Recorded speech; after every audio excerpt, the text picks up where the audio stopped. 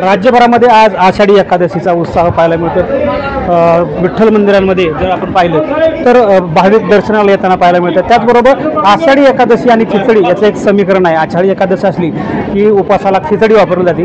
पुरंदर तालुक्यातील निरा येथील विठ्ठल मंदिरामध्ये आपण आहोत आणि तिथं खिचडी वाटपाचा कार्यक्रम चालू आहे। ज्येष्ठ मंडळी आहेत ती खिचडी वाटत आहेत। काय त्यांचे नक्की भावनिक जाणून घेणार आहोत। काय दादा, बऱ्याच वर्षापासून तुम्ही खिचडी वाटपाचं काम करता किंवा या ठिकाणी येणाऱ्या ज्या भक्तांना आहे, देवाच्या दर्शनाला येणाऱ्या लोकांना तुम्ही खिचडी वाटप करता, कधीपासून हा उपक्रम राबवत आहे?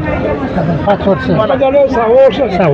6 वर्ष झाली। आपण सदा ज्ञानेश्वरी पारायण ट्रस्टतर्फे येणाऱ्या धार्मिक भक्तांना खिचडी वाटप करतो आपण। खरं तर आम्ही बघतोय की तरुणांना लाजवेल असा उत्साह तुमच्यामध्ये आहे।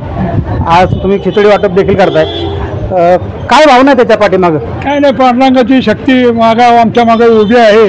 जोपर्यंत होते तोपर्यंत आपण करणार आहे आणि संप्रदायाच्या वैष्णवामध्ये गोडी निर्माण व्हावी हा आमचा उद्देश आहे।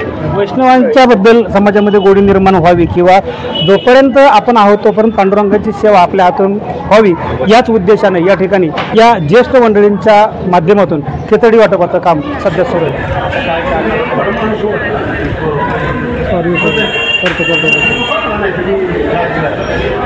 देतो नाही काहीच नाही। हो, आषाढी एकादशी आहे। विठ्ठल मंदिरामध्ये निर्यातला पाहिलं तर खूप गर्दी पाहायला मिळते। काय परंपरा आहे या मंदिराची आणि आज काय काय कार्यक्रम या मंदिरामध्ये झाले? प्रथम आपण पांडुरंगाचं ध्यान करू। सवचर सरोजम सांद्र नीलांबुदाभम जगर्विज पाणीं मंडनं मंडनानां तरण तुलसीमाला कंधरं कजनेत्रं सदैवहासं विठ्ठलं चिंतयामि। बंडनाथ भगवान की जय। माऊली ज्ञानेश्वर महाराज की जय। या ठिकाणी प्रत्यक्ष माऊली आमच्या आम्ही निरा भाषिक भाग घेऊन आहोत की या ठिकाणी प्रत्यक्ष माऊली आमच्या येताना या ठिकाणी माऊलींचं स्नान झाल्यानंतर येताना माऊलींचा जिथे मुक्काम असतो, विसावा असतो, त्यामुळे या देवाचं एक पावित्र्य वाढले। ही साक्षात पांडुरंगाची मूर्ती स्वयंमूर्ती आहे।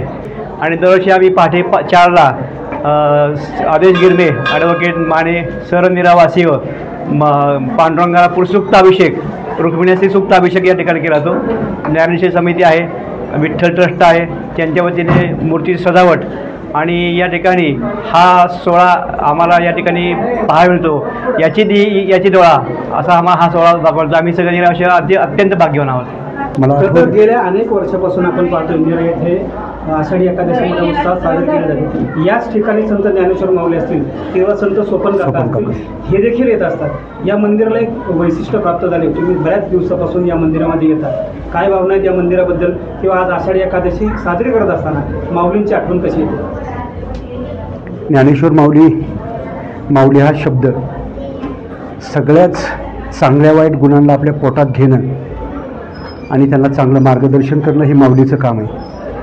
आणि त्या दैवत्वाचं प्रमुख दैवत म्हणून पांडुरंगाकडे आपण पाहत असतो। या पांडुरंगाला जात धर्म पंथ गरीब श्रीमंत मोठे कुठलीही बाब नाही।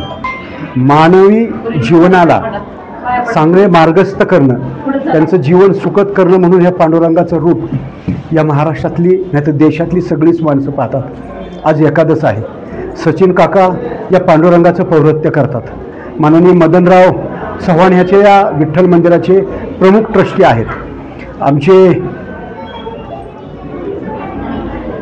गवळी आणि झांबरे, गांधी, दत्ता चव्हाण, राजेश चव्हाण ही सगळी ट्रस्टी म्हणून या मंदिराचे कामकाज पाहत असतात। सचिन घोडकेंसारखा एक चांगला व्रतस्थ माणूस, ज्यांना वेद आणि संस्कृतमधलं नॉलेज आहे असं माणूस आपल्याला मिळाला आहे, त्यांची पूजा अर्चा चांगली करतात। आदरणीय सुभाष महाराजांसारखे ज्यांचे संस्कृतवर फार मोठं प्राबल्य आहे, प्रभुत्व आहे, त्यांची कीर्तन सेवा कायमस्वरूपी या मंदिरात होत असते। कित्येक वर्ष ज्ञानेश्वराची पंढरपूरवरून जातानाची पालखीसुद्धा निरेतच थांबती। सोपान काकाची पालखी इथं थांबत असते।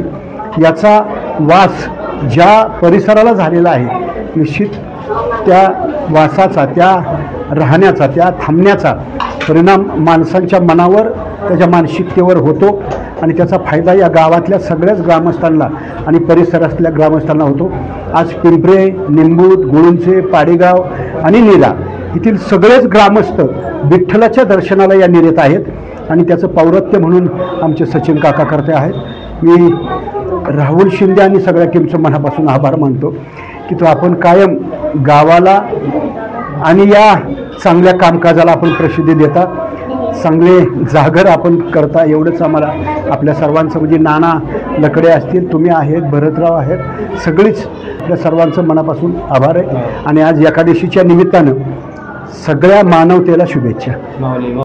संत ज्ञानेश्वर महाराज आणि संत सोपान काकांच्या पदस्पर्शाने पावन झालेले हे मंदिर आहे. आपण पाहू शकता की या मंदिरामध्ये भाविकांची जी आहे सकाळपासूनच मोठी रांग लागलेली आहे. आज आखाडी एकादशी आहे आणि या आखाडी एकादशीच्या निमित्तानं पांडुरंगाचं दर्शन ज्यांना घ्यायला पंढरपूरला जायला जमत नाही अशी सगळी मंडळी या मंदिरामध्ये आलेली आहेत आणि या मंदिरामध्ये दर्शनासाठी लाईन लावून उभे आहेत.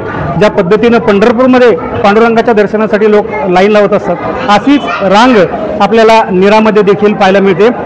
संत ज्ञानेश्वर माऊली असतील किंवा संत सोपान काका असतील या दोन्ही संतांच्या पालख्या परतीच्या प्रवासात असतील किंवा पंढरपूरला जाताना असतील या मंदिरामध्ये थांबत असतात आणि म्हणूनच या मंदिराला एक विशेष महत्त्व प्राप्त झालं आहे. न्यूज मराठीसाठी राहुल शिंदे, नीरा.